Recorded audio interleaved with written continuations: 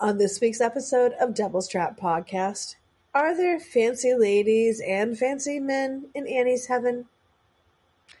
And the Van Ness house would definitely have made it into Haunted Zillow. Let's do this.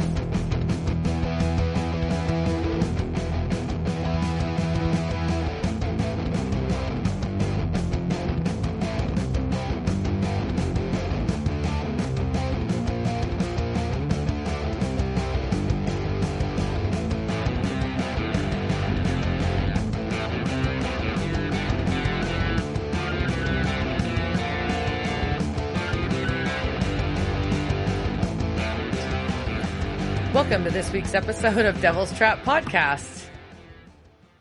Welcome to this week's episode of Devil's Trap Podcast. I'm Diana. I'm Liz. This week we're going to talk about Season 7, Episode 19, Of Great Importance. I'm going to cough, damn it. No, just like I have to actually. Did you say of great importance? I said grave. Oh, I thought you said of great.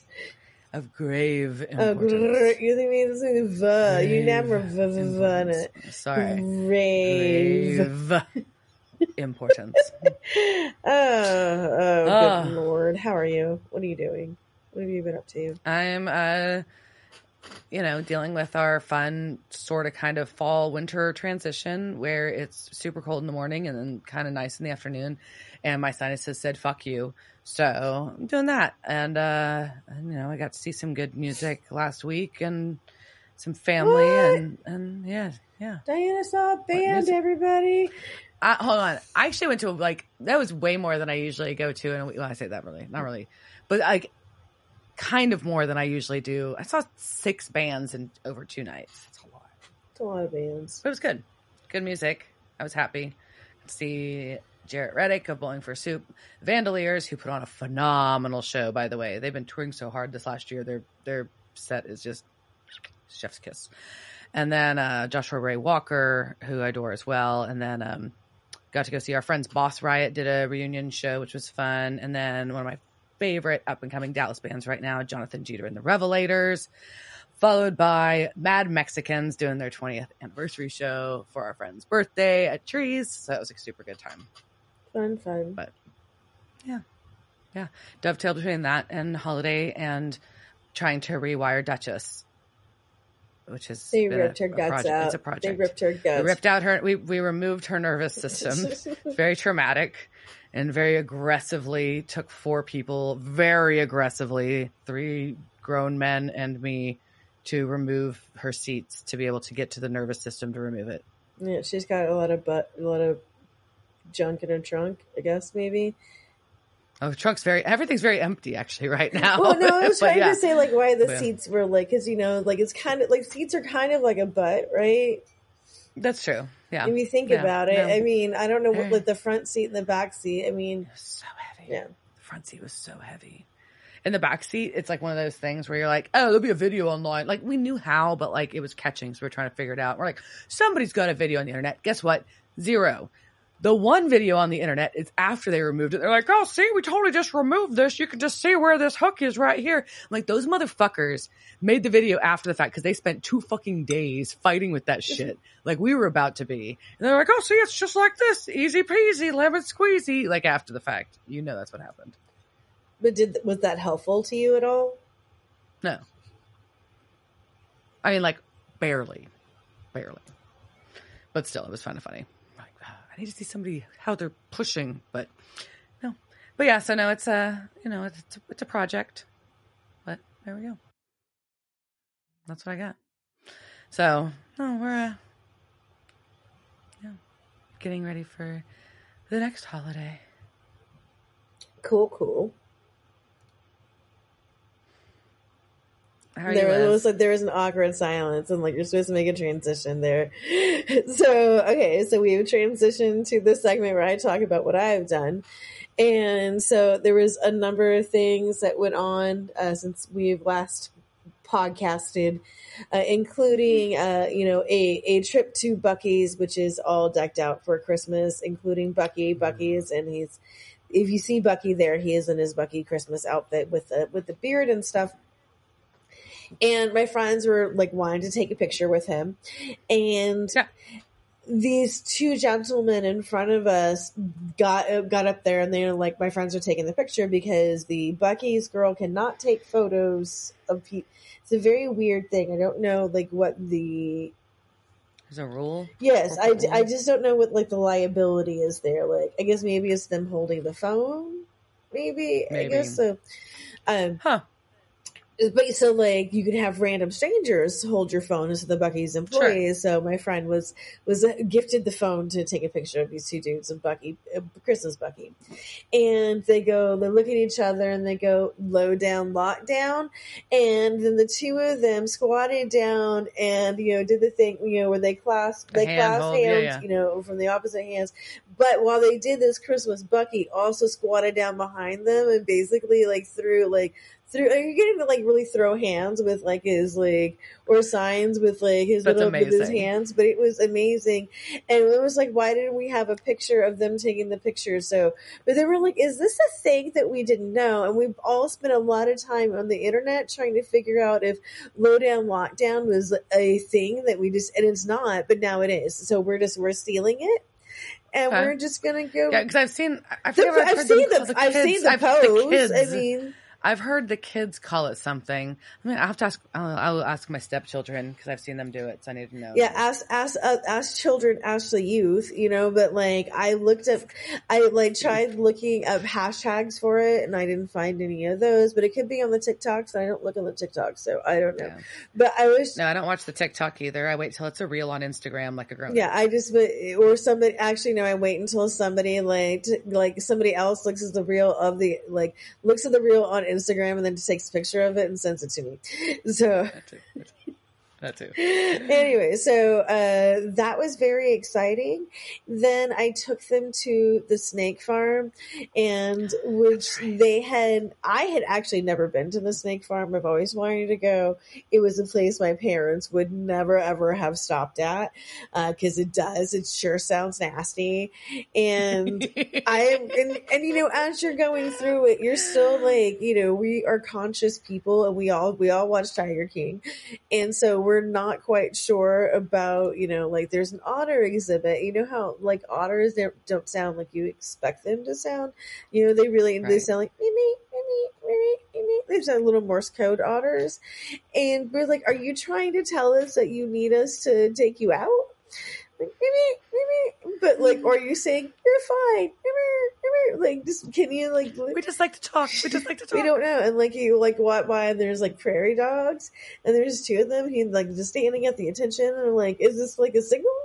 You're making the international sign, I need help, your fingers going. So then we went and had a capybara experience where I got to feed cappies.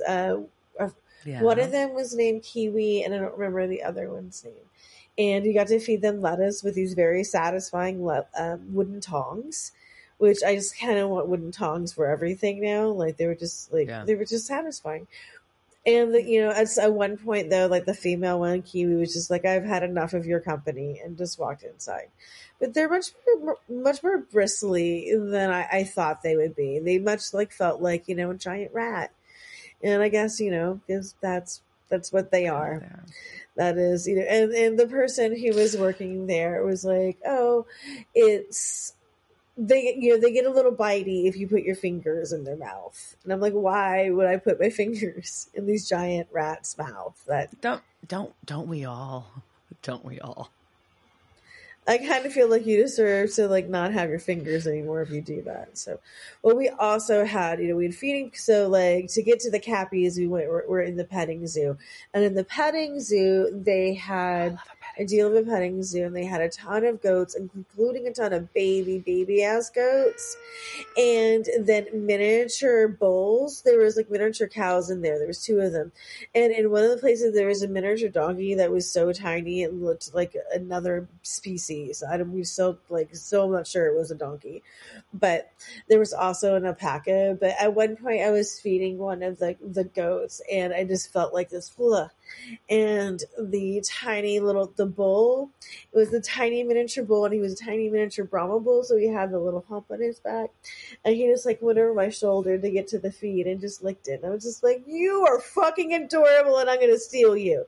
And then that kind of reminds me that I, once had this dream of having a tiny like animal farm zoo, and I'm like, yes, I think we need to bring it back. And I'm like, okay, so now I'm just like, now when I'm looking at houses, I'm like, can I put a tiny, where in the city of San Antonio is there a legal place for me to put this? But yeah, so Snake Farm has a petting zoo. They have some big cats that were disturbingly old and scared me, but they both of them did like cat things where they're like lying on their backs and like exposing their bellies to the world and just being like, cats generally don't do that unless they feel comfortable, but it was just like such a like, I've seen like the big cat that hangs outside my house looking for Slurry does it. So they had like things like that, and like, a whole bunch of like zebras and of course monkeys and the fox with the big ears. But they also had like, fennec fox, is that a fennec fox, right? But also obviously it's a snake farm, so there are a lot of snakes. These were the most active snakes that I have ever seen. In most time when you go to like the reptile thing at like a zoo, like they just kind of lie there, right? And these snakes like were doing a whole bunch of snake things. They were like rolling, like all like looking at you, like doing their heads back and forth, and just being very like, hey, what's up? And I think like we were there at feeding time maybe, or they were just very hungry. But also there were a ton of vipers. Like there were a lot of venomous, not poisonous, but with a lot of snakes with flat heads, and they're kind of scary, and I don't like them because they can kill me, and I can't fight snakes. So there also is a rattlesnake pit there, and my friends did not understand that. They're like, well, why does like, I was like, well, it's a rattlesnake pit, like it's supposed to be like, there was like maybe like 3 snakes. There was like 3 rattlesnakes there. But I mean, but tried to explain to them about, like, well, like rattlesnake roundup, there's like a whole bunch of these things. Like, you should just go look at that up on your phone. Like, yeah. So I've not been, but I'm aware of them. I'm like, fuck, no, fuck, why? You don't want to go to a rattlesnake roundup? Why is this? I'm sorry, you're yelling into the microphone. But I actually kind of feel like that needs to be yelled. There's like, no. There's no reason to go to, like, that is like the most like, how would you, I've lost words now because that's so terrifying. Yeah, no, I don't want to go fuck with the rattlesnake. There's like, I just feel like, like, it's not that I don't trust the rattlesnakes, is I don't trust nobody else to not push me, or like someone would just be oblivious and not see that I was standing by there and like knock me into the rattlesnake pit. Yeah, that would suck. Yeah. Pass. Yeah. It would very much suck ass. All right. So on that note of sucking ass, let's talk about this episode. This episode did not. This episode did not suck ass. At least I didn't think so. No. Maybe Diana thinks it sucks ass, but I did not. So it was of grave importance. It was season 7, episode 19. First aired April 4/20, 2012. That was directed by Tim Andrew, who we last saw this season in the It's Time for a Wedding. And it was written by Brad Buckner and Eugenie Ross Lemming. So we like that couple, which probably explains why the dialogue, it was all very, very good in this. And it's a good story. And we start off with a recap that says, hey, maybe we're finally going to be addressing this ghost in the room. Yes. That's exactly what the recap said. So the episode opens with Sam and Dean sitting on the hood of the car eating tacos nachos and discussing the consistency of fast food across the country, which is comforting. And Dean is very satisfied with these crappy tacos, which look like Taco Bell. And I agree. Hard tacos are satisfying. It looked almost taco casa-y to me without the amount of cheese. But yes, I agree. So yeah, but Dean gets a phone call. I did take my friends for some San Antonio breakfast tacos, and like I took them to the West Side, like, and I took them to Tacos El Rey, and they're like they make their own flour tortillas there, so like it takes longer, like so. But they also just like I just got bean and cheese because that's like amazing. Classic, But my friend, I was like, you should get the barbacoa, and then I just didn't tell him like where the barbacoa came from. But I was sitting across from us was this little old lady, and she was like probably like 85, and she had no teeth, and she had this baseball cap on that said "Boss Lady," and she was, and I was like, you are a boss lady. Anyways, tacos. Did he like the barbacoa? Oh, he did, and I got carne asada, and I think like my friend other one got like ham and cheese, like whatever. You can't like direct what it's like. Having just the breakfast taco experience on a flour tortilla is enough. It is, you know. And sometimes you're just not ready for the bean and cheese, right? Like it's a thing. Like I think you've got to be broken into it. Really? Man. I mean, I guess it's just not something that people understand if you don't like. They don't appreciate it because they think it's just going to be like really mediocre, and they don't understand that it's going to be bomb because there's a flavor combination. It's just the perfect combination of things. It's 3 ingredients. Yeah. It's all you need. It's a tortilla, bean, and cheese. Okay, we have really digressed. So somebody called Annie. Somebody named Annie. Somebody calls. Yeah, Annie calls Dean, and as a newbie through this that questions my sanity from time to time, I was like, wait, do we know Annie? What the fuck? Am I missing something? Like, because they make it sound like you know fucking Annie. No, you don't know Annie. This is the first time we've ever met Annie. But you just assume that, you know, somewhere like they had all their conversations with Annie in those many hours on the road that we don't see. Like the Winchesters do. We're not with them 24/7. We don't know what they're doing all the time.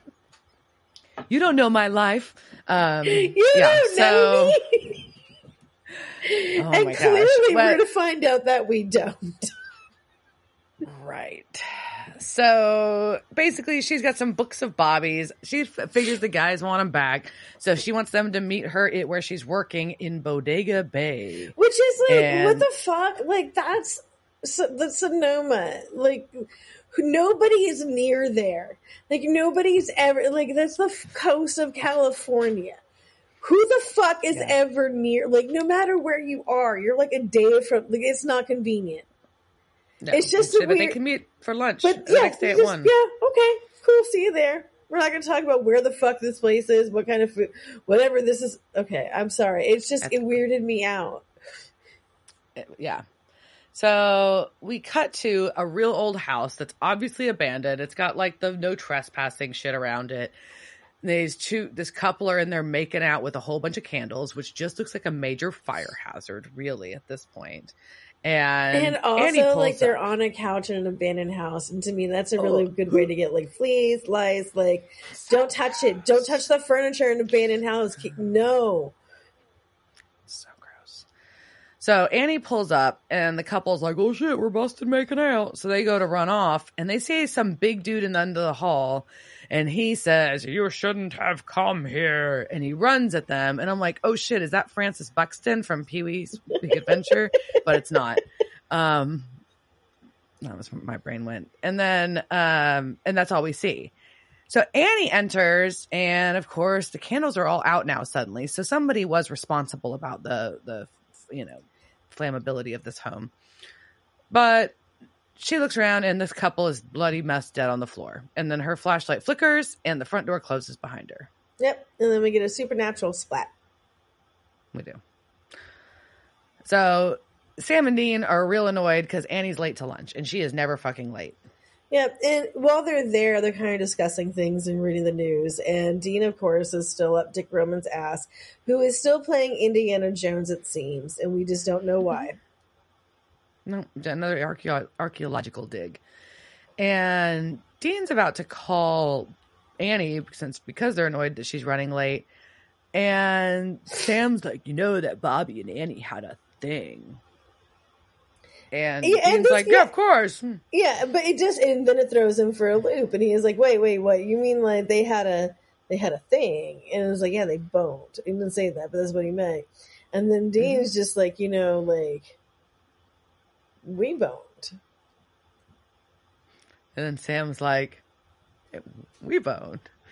So Annie hit the trifecta. I don't know what else to say. There's been so like they have all like I know there's a word, I don't know, like I'm sure there's some like terrible word for what this makes them. There is. Hopefully Annie was clean, and because they all share something now, and hopefully it's not chlamydia. But good for you, Annie. Like, so, but also I love that Sam did it like when he didn't have a soul. He's like, yeah, exactly. She was stressed out and I didn't have a soul. Like, okay, cool. So there we go. Hey, Jared Padalecki, I'm stressed. Like, does that work with dudes? Like, what she looked really stressed out. I am so stressed. I mean, I don't know. Anyway, sorry. Yeah. So she doesn't answer the phone. Dean's pouring booze from this flask into his coffee mug, and he toasts to ghosts who aren't there. Because now they're talking about how Bobby's not really there. So they kind of hit like on a lot of like quick topics here. We hit Dick Roman. They all fucked Annie, and now we're on to. Sorry, I didn't mean to say it that crudely, but it is what it is. And that, by the way, we figured out at the end of last episode that Bobby ain't really here. We're imagining his ghost. So let's move on from that. Yeah, we're done with this topic. We are not going to do this anymore. Yeah. And the flask rocks on the tables, and then we get a close up of that. Ooh. So they bail because Annie ain't showing up, and Dean's going to go refill his flask. And Sam's like, oh, maybe you should put it away. But Dean is not ready yet. Or Dean's just like, no, I just need whiskey all the time. Well, that too. And we see Bobby sitting in the car. Oh. Look at me. Pay attention to me. So they're going to go look in Annie's room. Yeah, they somehow find Annie's room. Well, she said she was staying at the Crow's Nest. Oh, that's right. She did say she was staying at the Crow's Nest. That. Okay. So they know which hotel. I don't know how they know her room, but excuse me. So we've got them looking into her research. She's got a little murder wall up, and they're talking about how there was a history of disappearances a long time ago, and they picked up again recently. And he's like, well, Dean's like, oh, she must have been looking at the old Van Ness house. And we see Bobby's here, by the way, too, in the room with them. Right. So, like, he is there, and he is just trying to get their attention while the dudes read her research. And in there, it says that the Van Ness house is one of the most haunted houses in America, like, on the list. And that's once they got on there, that's when people started to poke around. So you would think that if the Van Ness was real, it would be on a list, but it's not.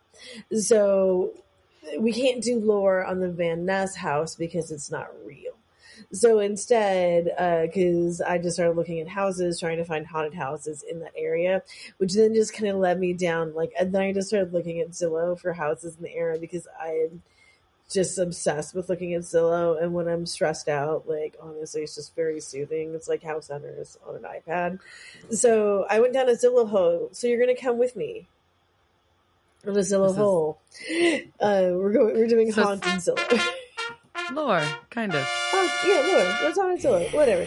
So what we're going to do is most of these places can be found a lot on those most haunted places in America's list, right?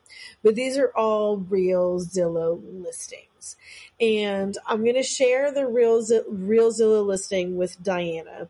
And then I'm going to ask her a question about the place, right? Just things that I guess they didn't say in the Zillow overview, right?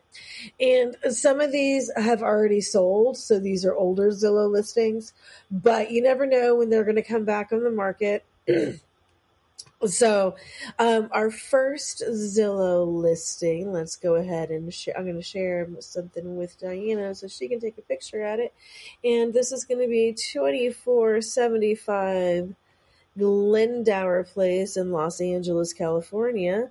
Diana, can you see her lovely home here? I do see it. All right. So this home, this 5-bedroom, 4-bath, 5,050 square foot house at 2475 Glendower Place, LA, sold for $2,350,000 in December of 2020. And its current value the Zillow estimate is $4 million, and basically about $4 million. So it's gone up in value. It's pretty good. Yeah. Right? Yeah. So this is our Zillow overview, and I think I can scroll down so you can read along as I go, because it's a lot. But okay, so the overview: major price improvement, seller motivated and ready to sell. Attention developers and contractors, here's a unique opportunity in prime Los Feliz, a neighborhood that is home to movie stars, musicians, and Hollywood elites. Perched on a hill with sweeping views sits this 5-bedroom, 4-bath Spanish revival home on a large lot. Features include a grand entrance with a step-down living room, embracing serene views, formal dining room, library study, large entertainer kitchen, and a ballroom or multi-purpose room on the 3rd floor. Because, not everybody knows what to do with a ballroom. Right. So, yeah. The house also features a 3-car garage at street level, plus an additional 2-car garage at the end of the driveway for those collectors. 5-car garages, Diana. 5. The dream, I know, right? I'm upset. So this very special opportunity awaits the right buyer with the vision for real value by doing a remodel or ground-up development. Property will not qualify for financing. Property interior has been taken down to the studs. Oh. Seller is looking at cash or hard money offers only. And then it says seller financing may be available, but I don't know what that means. But anyway, so remember, this sold for $2,350,000 in 2020. Yeah. So it really did sell. But what is this house also known as? So I'll give it to you. Do you know it off the back? Do you know what it is? I don't. All right, so here's some multiple choice. Is it A, the Manson Ranch, B, the Los Feliz Murder House, or C, Greystone Mansion? I'm going to go with the Los Feliz Murder House. It is. It is indeed. So in this house, Harold Pilson murdered his wife with a ball-peen hammer and then attempted to murder his teenage daughter who escaped, and then he killed himself. And it is also said to be haunted. Well, duh.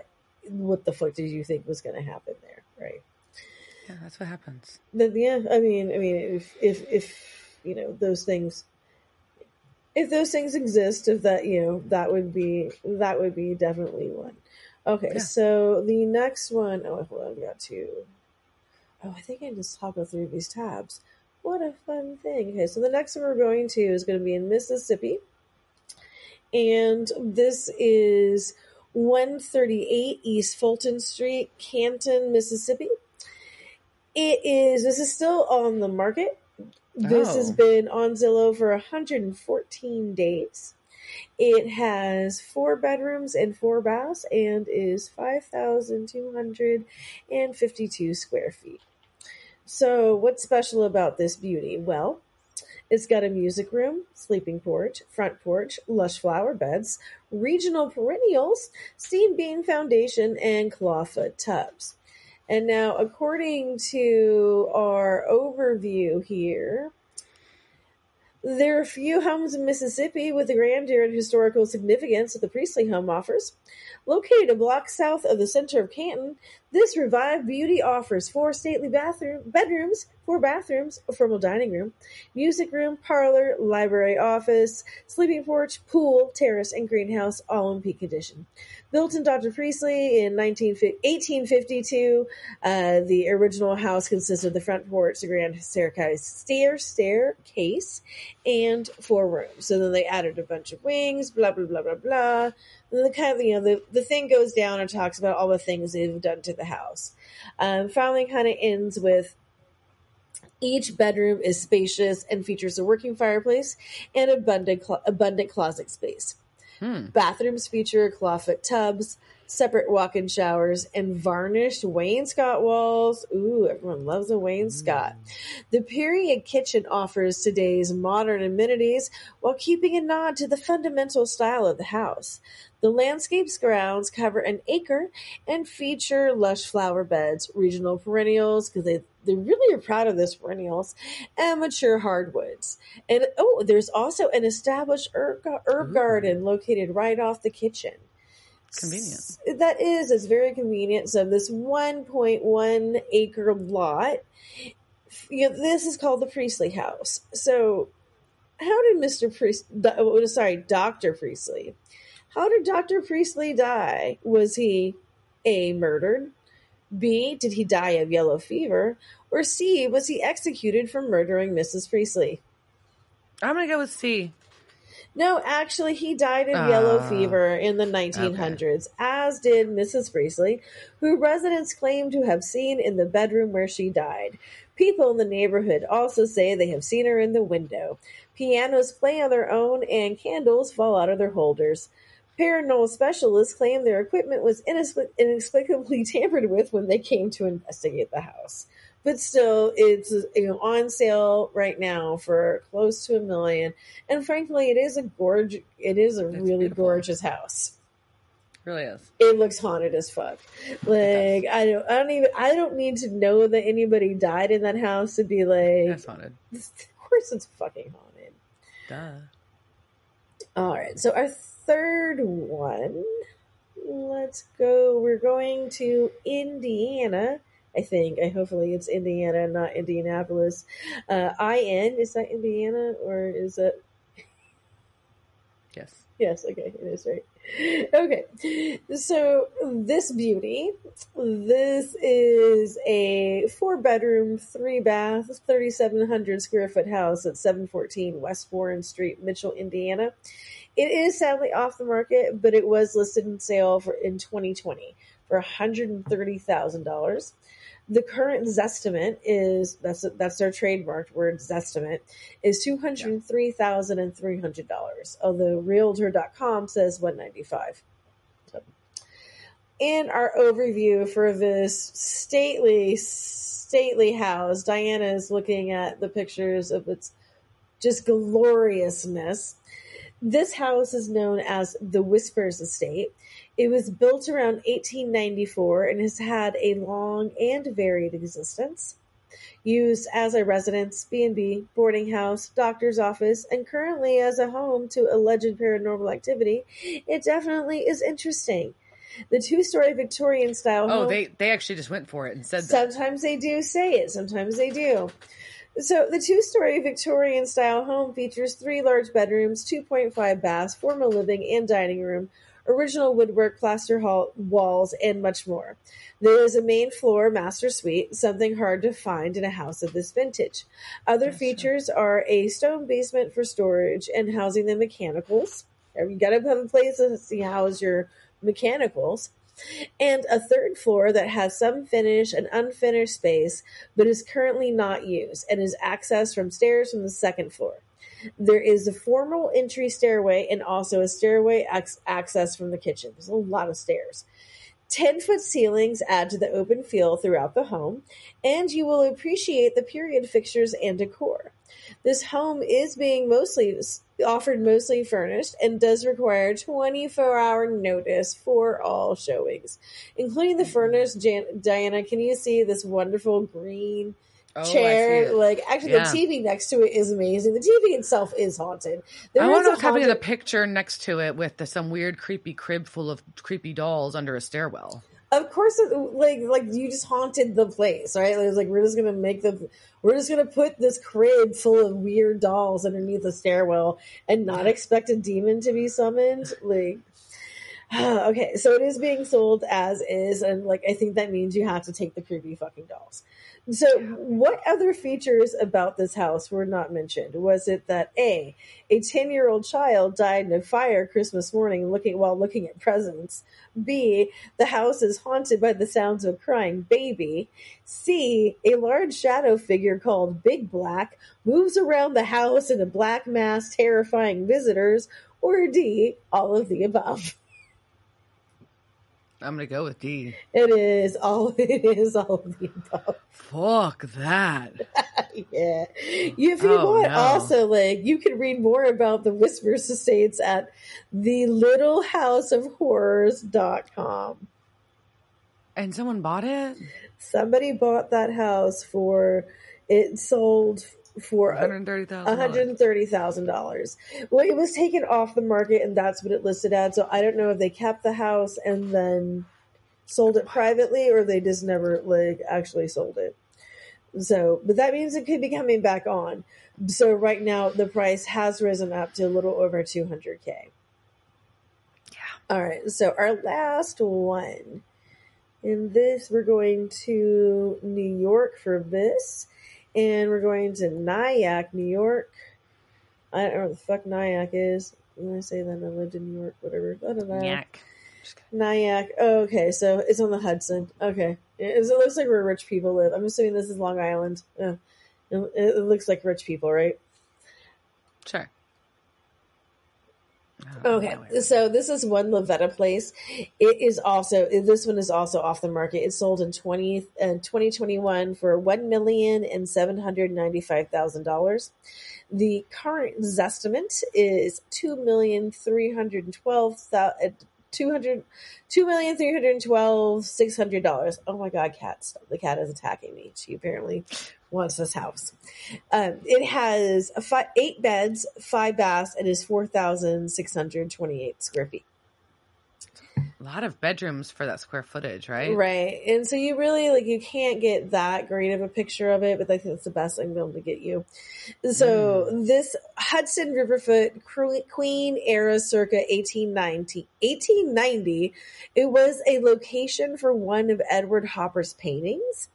This perfectly restored classic is located in one of Nyack's prettiest tree-lined dead-end streets. Previously home to the award-winning film director Adam Brooks, indie singer-songwriter Ingrid Michaelson, and now home to the singer-rapper Matisyahu. Is that how you say his name? Matisyahu. Okay. I'm assuming you know who that is. I do not. So the beautiful space and soft river light from a perfect sanctuary to nurture the creative spirit.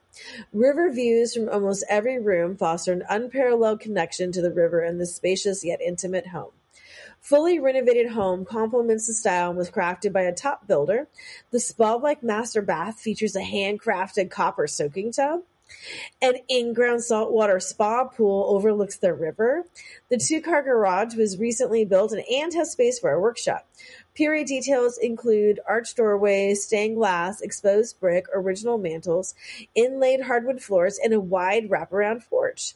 Riparian rights. I don't know what that means. You know what that means? With what? One of us may have to look this up. Okay, riparian. Riparian.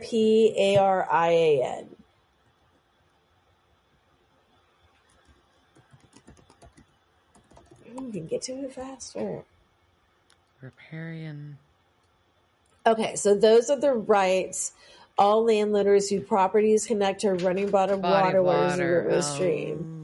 So it's reasonable use. Okay, so they have swimming, boating, or fishing rights to the water. Okay, that makes sense. I think that makes sense. Okay, so this place, though, this house does have a special place in the history of real estate and law. And what is that special place? I don't know. Okay, so I'm going to have to answer you with an excerpt from a New York Post article. Okay. Former owner Helen Ackles, who lived in the Queen Anne Victorian and One Lavetta Place in Nyack from the 1960s to the 1980s, publicly asserted the presence of various poltergeists who hailed from the Revolutionary War era that regularly shook beds, slammed doors, and traipsed the halls with their phantom footsteps. Ackles put the allegedly possessed property on the market in 1989. When she began the process of selling the 15-room single-family dwelling to Wall Street bond trader Jeffrey Trembowski, she failed to disclose the spectral situation within. In a lawsuit that would make headlines around the globe and set a precedent for future real estate transaction, Stambovsky sued Ackley over the deliberate omission and fought to obtain his deposit while backpedaling out of the purchase.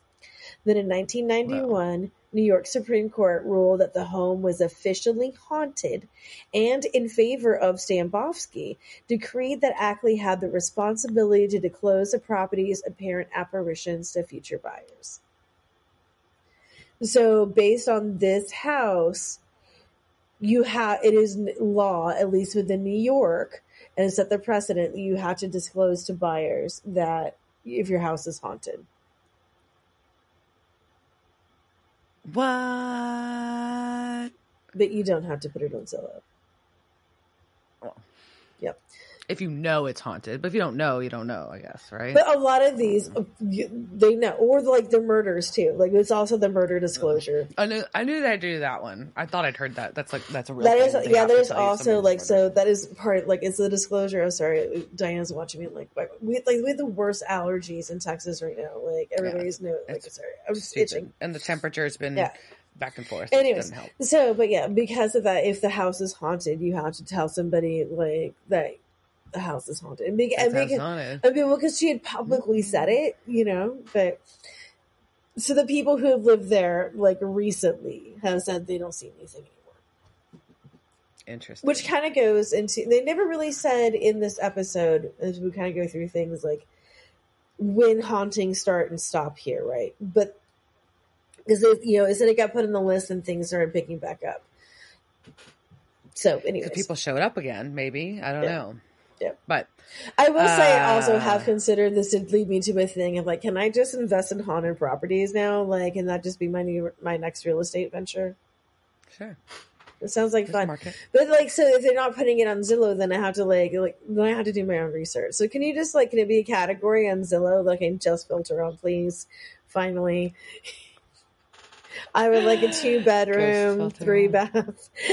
Sorry, at least one ghost. At least one ghost. Like, I would like a nice ghost that likes to clean. They don't do that. I would maybe one succubus. The ghost be hot. Anyways, okay, so we're gonna get a lot of ghost references throughout this whole thing. So they leave. We're gonna go. We're done with Zillowing now, and we'll pull us back into talking about this episode. So they're leaving. So they go to the Van Ness house. Yeah. And Dean almost forgets his jacket, which has his flask in the pocket, but gets it at the last minute. So they're at this house with their flashlights. Bobby's with them. And we realize as Sam and Dean go off to search the house that Bobby is seeing a fuck ton of ghosts. This house is crowded. It is crowded with ghosts. Yeah. Can you imagine if you were like me and hated people and you're like, oh my God, and you're stuck in this house for 100 years and fucking ghosts bumping into you. And they all look like really annoying ghosts, and some of them just don't say anything, and they're just stare off into space. They're just standing there.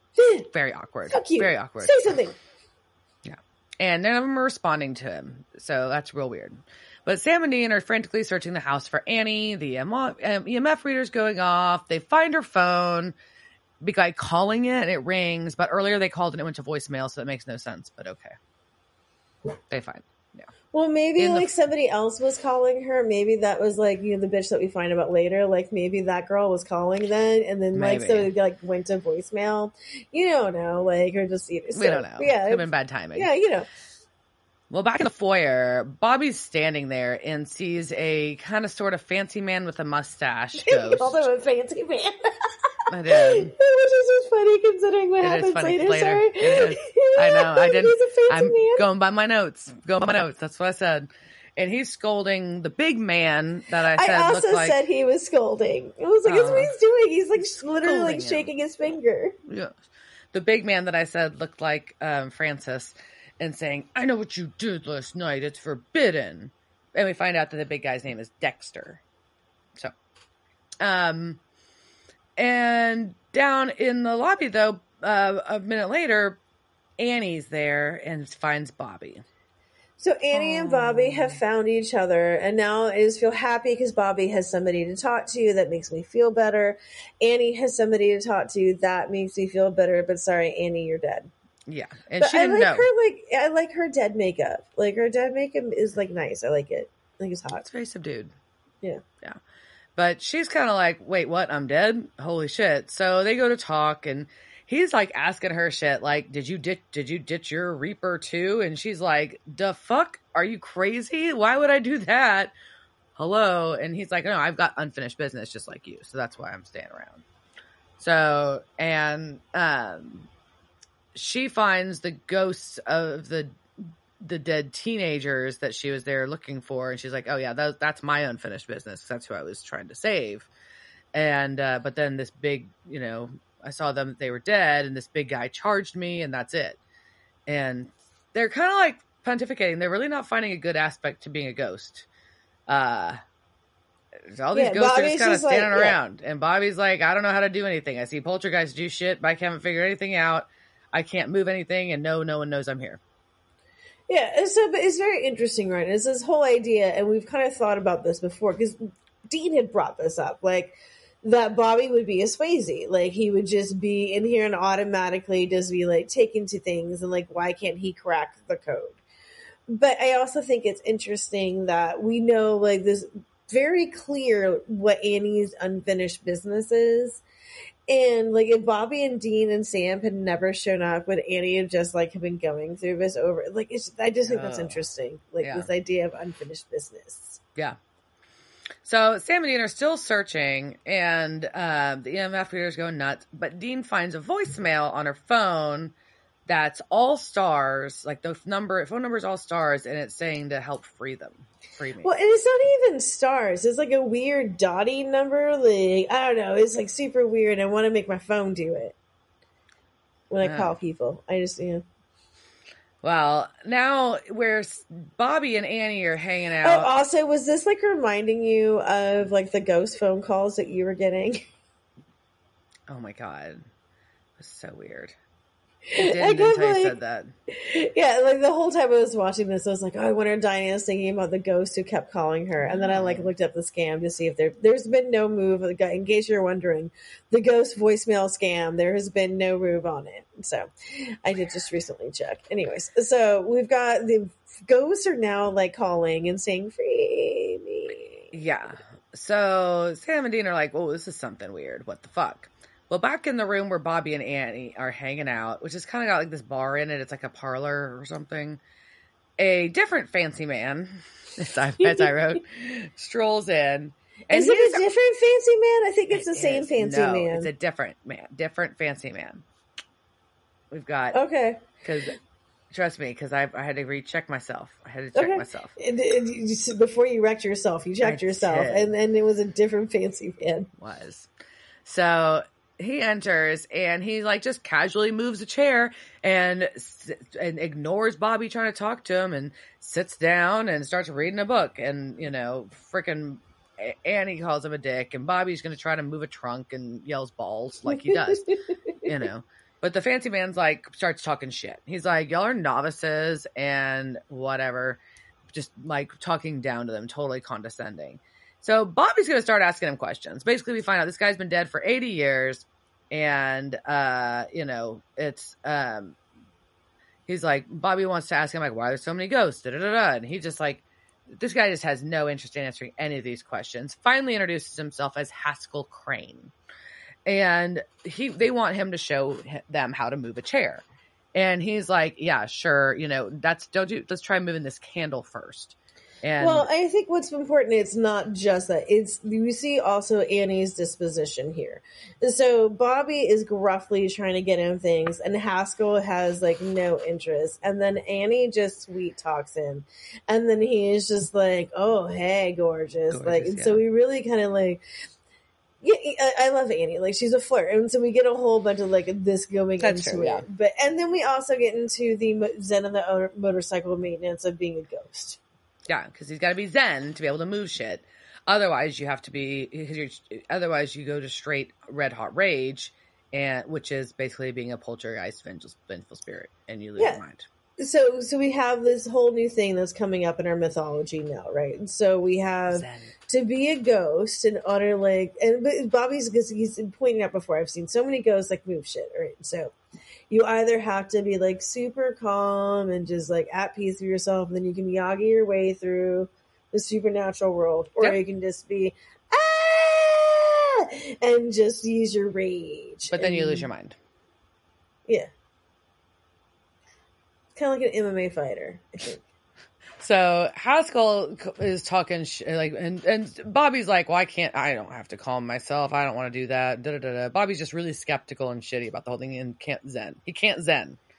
But he also knows that going vengeful rage is not good either. So Haskell talks shit. But then he kind of is like, look, you need to surrender to yourself on it. You just got to surrender to the zen. That's just all there is to it. So, right when he's about to try again, there's a fucking scream, and Diana almost jumps off the sofa, and this crazy ghost bitch, just rushes over to them, and then rushes away, screaming. Yeah, so we just have super crazy lady just run in, and the whole point of this is to be eventually you can't some ghosts, you're going to deteriorate in some way and become a vengeful, crazy thing. Yeah. But also that point though, which she just kind of goes back to where she was, just the shot and the makeup and just the effect of it. It's so beautiful. This whole thing is very Haunted Mansion. I very much feel like I'm watching any of the Disney's Haunted Mansion ones that have come out lately. It's just, I really like the aesthetics here. Well, and then, yeah. I have not seen them, but I know I liked that too. You even seen the Muppet one? I saw the Muppet one. Okay. Don't worry. Muppets are always a different beast. Yeah. Okay. So, and yeah, so he's explaining this deterioration to them, and Bobby makes a comparison to ghost Alzheimer's, which is sad. So, Sam and Dean enter the room that they're in, and they still they don't see any of them, and they're just really frustrated. They haven't been they haven't found any bodies or pieces of bodies anywhere in the house, or Annie for that matter. So they need to go look at more of her research. And so, she's super frustrated because she still hasn't found her own body either. She says she searched every room 5 times. And, as Sam and Dean get ready to leave, it's Annie and Bobby notice this other ghost is kind of eyeballing them, and they both think they're getting checked out, which is adorable and hilarious. It is adorable and hilarious, and much like you mistook Dexter, I really think every time I see her that she looks like Jamie, not Jamie Lee Curtis, which is the one from Lost Boys, Jamie Gertz. Oh. She looks like every time I see her, I'm she's like Bonobo Jamie Gertz, but she's so pretty and I love her. Yeah. So, and she talks to them, and her name is Victoria, and Annie recognizes her voice from the voicemail. She's like, "Oh, it was a spectral voice transference." And Bobby, which is, if you did not know, is a death doom metal band from Denver, Colorado that were formed in 2012, and they do themes of horror, death, and otherworld stuff, and they're on Dark Descent Records, not to be confused with Spectral Voices, which is a progressive melodic death metal band from Brooklyn. Wow. Well, Annie's talking about spectral voice transference, and Bobby just looks at her and says, "Ghost juju." So, but Annie wants to know what Victoria wants to be free from. And right then, Victoria looks real nervous, and then Bobby disappears because the boys left. He gets sat back to his flask. Mm-hmm. And we find out that she got her info from the Bodega Bay Historical Society. And, Bodega Bay is a real, it's a real town, but I can't just I lived in New York too long. So to me, it's just it sounds like a bunch of bodegas around a boat.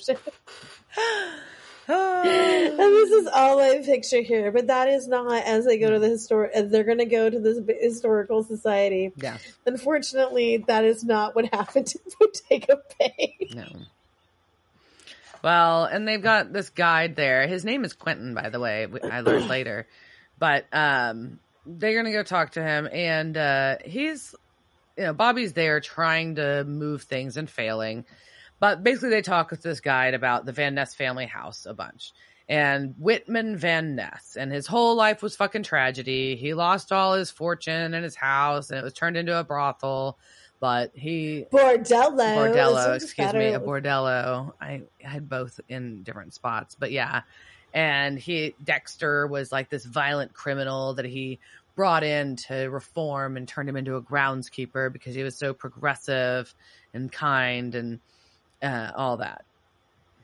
But Dexter ended up killing Van Ness's fiance, and he also lived like in isolation till his death at 40. So he was super young when he died. Yeah.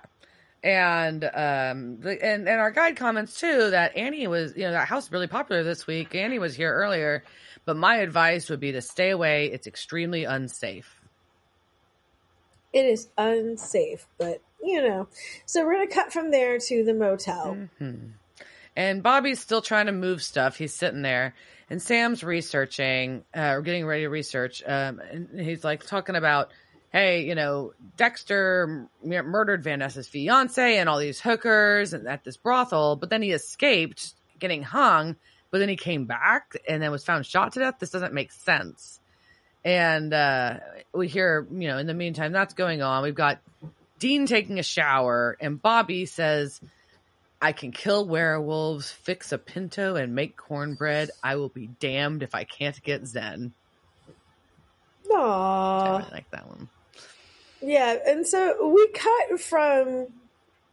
Yeah, so we go over here and we cut to teens in the woods shooting themselves on a camcorder, which is like so like 2000s. Like you're not on your I love that they had to record this right there. They already felt the need. Like I must make content, right? Even before they had a phone, they're like content. So they're gonna go in looking for their friend, the lovers who have disappeared here because the cops ain't doing shit. So they're going in. Back at the motel, excuse me, Dean's getting out of the shower and looks very, very serious and calls Sam in because... And what the fuck? So they have him, they show him, going into the bathroom and, closing the shower curtain. Then they, cut to, him coming out, but he's already dressed. What the fuck? Where was, him in a towel? I don't understand, where you just, why did you cut this out? Well, most importantly, there's writing on the mirror in the fog that says, Annie trapped in house. Yay, Bobby did it! Yay, he got Zen! He got Zen. He went to Margaritaville. Sure. I'm assuming that's how Bobby gets Zen. I don't know. That's hilarious. So we've got he gets Zen, and then they are freaked out, and they realize that it was the flask. It is, it's Bobby. He's able to write Bobby on the mirror, and they're who is this? Who's here? It's Bobby. And they've got to, and so they need to get back to the house. That's what it is. Yeah, and they're cutting back and forth between this and the teens who are doing their camera thing, and it's just kind of who cares about the house? We want to know about Bobby, but we have to go back to the house. Yeah, because the two dudes with the camcorder see Dexter, they run, but twist, we see a little more this time. Now Van Ness is there. Whitman Van Ness is there, and he yells at Dexter. He says, I forbade you. And we're like, oh shit, Dexter's going to kill them. But wait, nope, it's not. Van Ness is the murderer. He reaches inside him and kills them. He's mad that Dexter tried to warn them away. So that's what Dexter was forbidden to do, was to warn people away. Oh, poor Dexter. And Dexter tries to reason with Van Ness, blah, blah, blah. Fails, so Van Ness reaches into Dexter, and then there's bright lights shining out of Dexter's chest, and Van Ness absorbs him. I don't fucking know. I don't know. I'm just he eats him or something. I don't know what to call this. I don't know what's happening. But Annie watches it all. Yeah, and she tries to get the kid's camera. Yeah, but she can't. But she convinces Victoria to get it for her. And then Victoria tells her, oh no, Dexter was framed. And she worked at the brothel as a fancy lady before he slit her throat. Fancy lady. She was a fancy lady. And Annie goes, hooker? Fancy lady. So, but Victoria swears she has no idea where any of the bodies in the house are.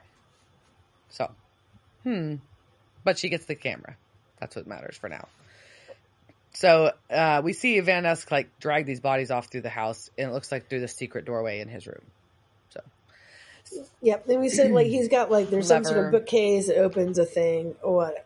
So Sam and Dean are back, and basically, you know, they're not excited that whatever is there doesn't want them to find Annie. So they're going to go in and deal with it. Bobby though slips the flask out of Dean's pocket because now he's a pro at this apparently, and is able to go hide it. Says he's leaving the pack because he doesn't want to get zapped once he out. He's got his mojo going, so now he knows how this works, and now he can just like carry fucking objects and like move it around. So whatever. But while he disappears to go find Annie with the and hide his flask, the camcorder slides right into Dean's feet.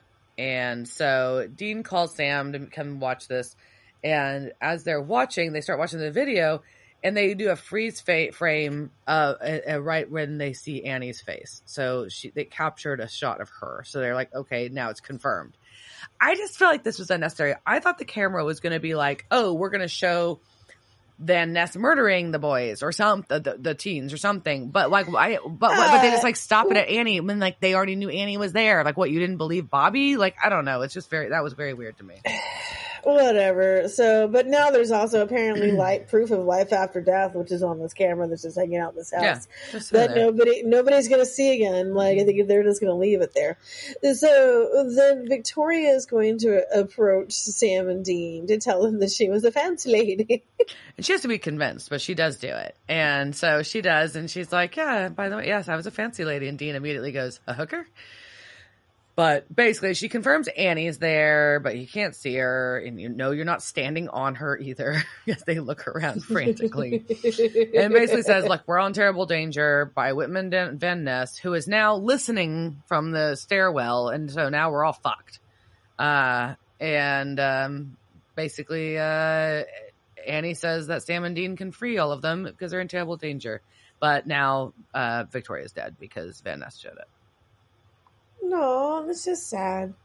So Victoria's gone. Mm-hmm. So Dean's like, well... But I guess... go ahead. So Dean's like, now we got to go find Van Ness's bones. So whatever. So now we got to run to the cemetery and leave the house again.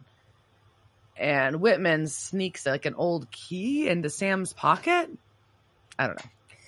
Yeah. And he rides away with them. He like kind of looks back at like Bob and Annie are in the house. He's like, ah! It's pretty funny. So Bobby's annoyed, but Bobby's stuck at the house, but he's annoyed, but he's with Annie. So now they can search the house more. But Van Ness is out of the house. So he's now freed from the house, but he's with Sam and Dean in the car, which is not good.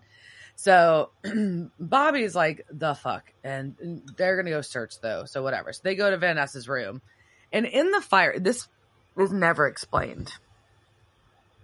There's a fire in the fireplace with bones in it. And they're like, oh, those must be Victoria's bones.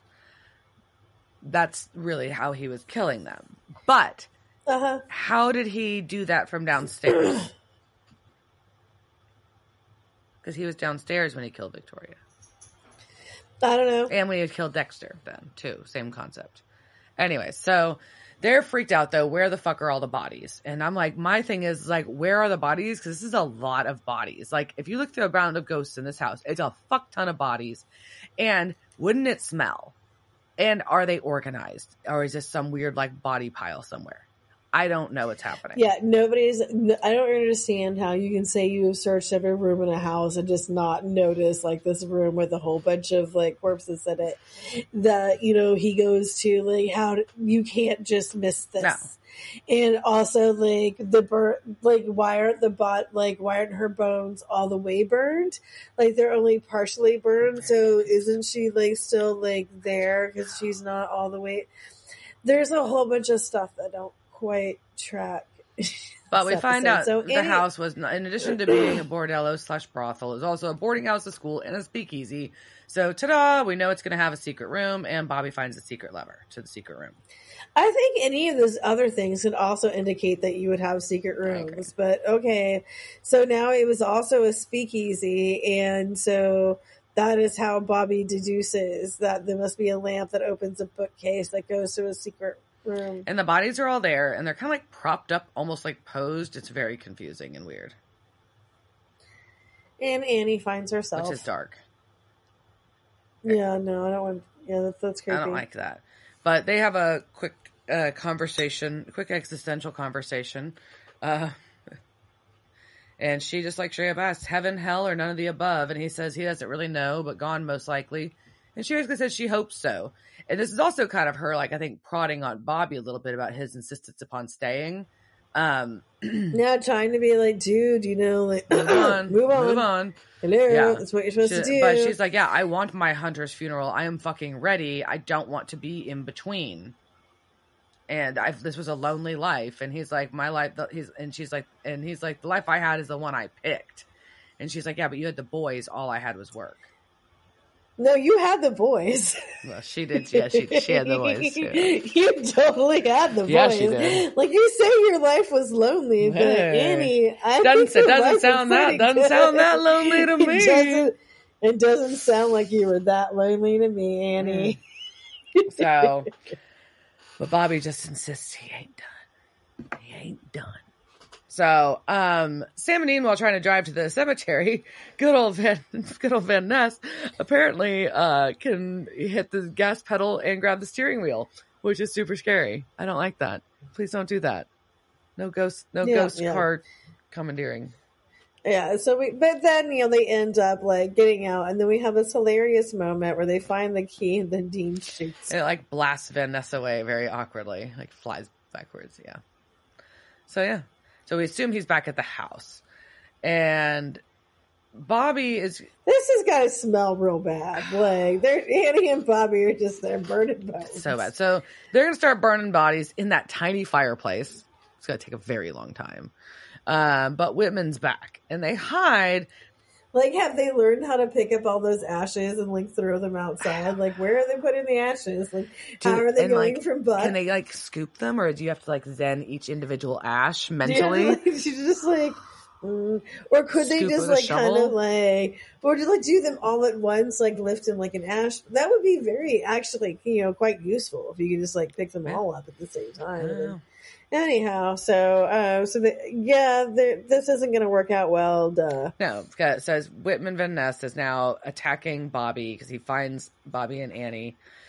Yeah, but so no, he's doing the eating, but he doesn't have Bobby's bones. No, exactly. So the whole theme doesn't make sense. This all underlying. It's not a critical story element, but it is a component, and it's weird that like he doesn't have Bobby's bones. So what the fuck? And he's reaching inside.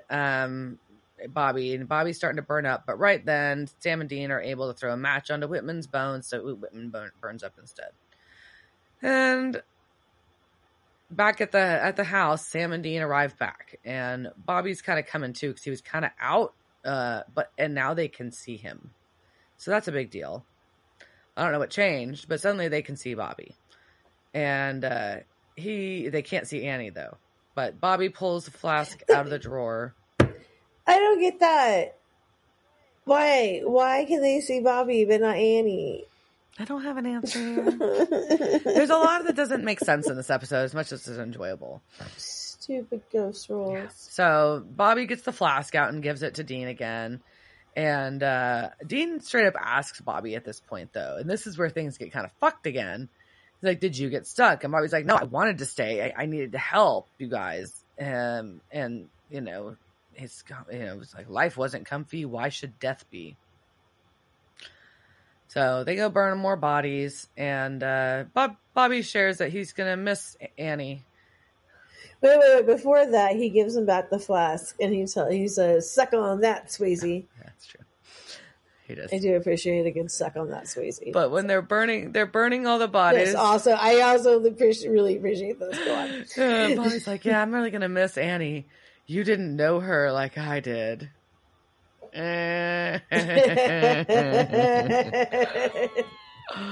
Yeah, and so they just they don't tell Bobby what they have all shared, and luckily none of them ever had to make an uncomfortable phone call to one another.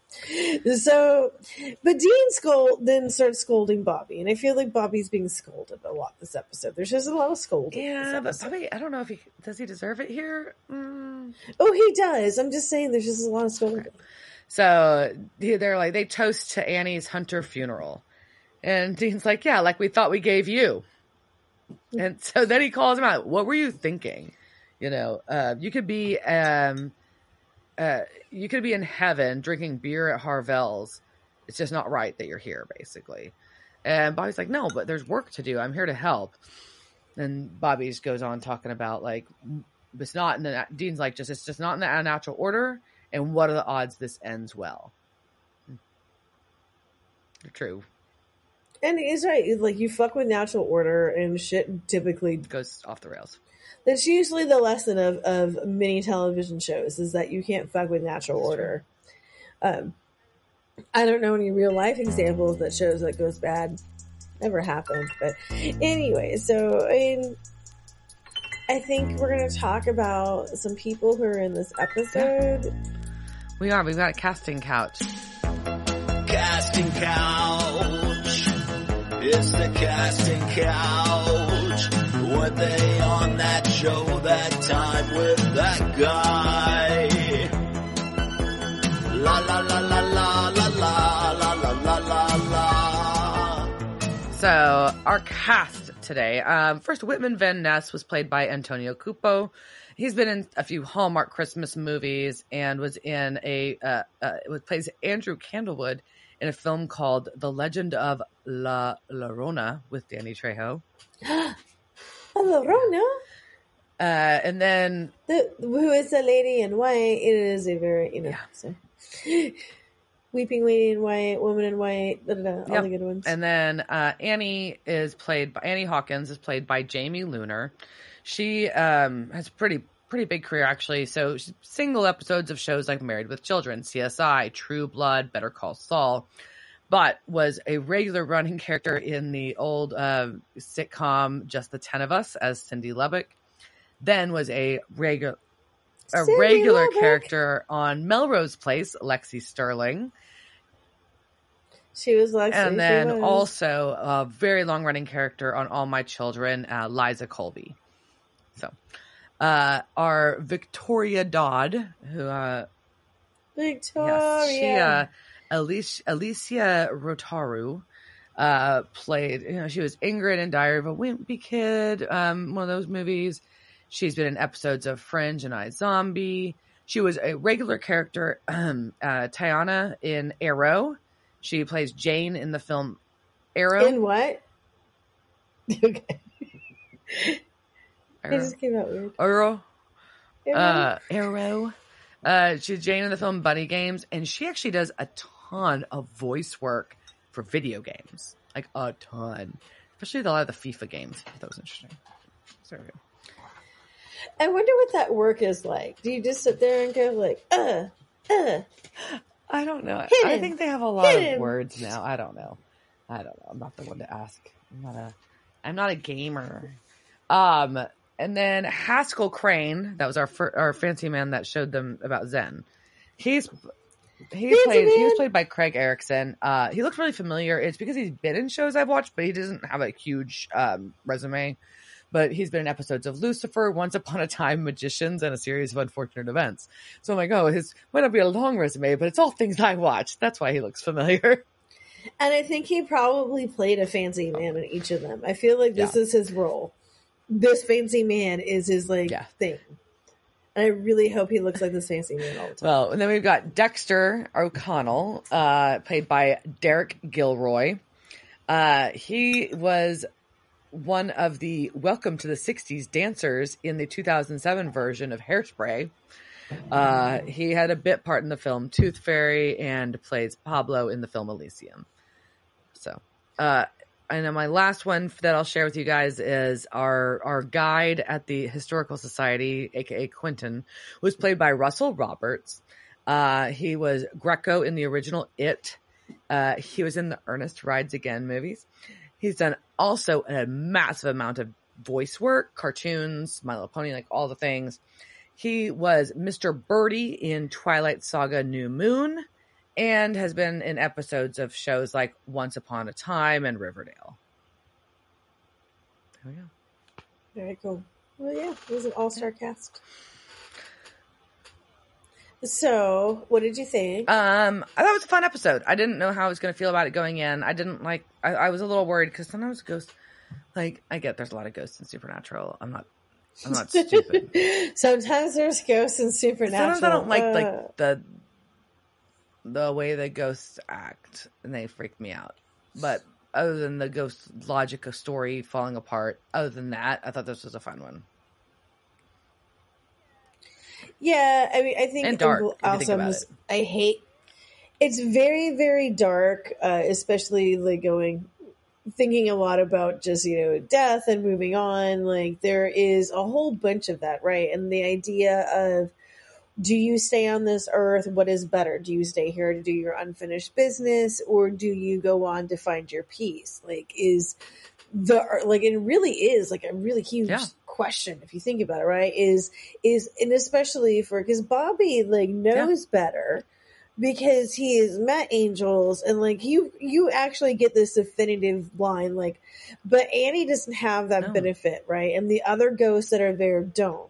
So I can also Annie being like, what the fuck? What's going on. But Annie seems like she knows what Reapers are, right? So at least I think she kind of has an idea too. But the whole thing is that Reapers can't tell you either, right? I mean, when they reap, they just reap, and that's it. They say you got to come, but they don't really say where. They can't say what or where or anything.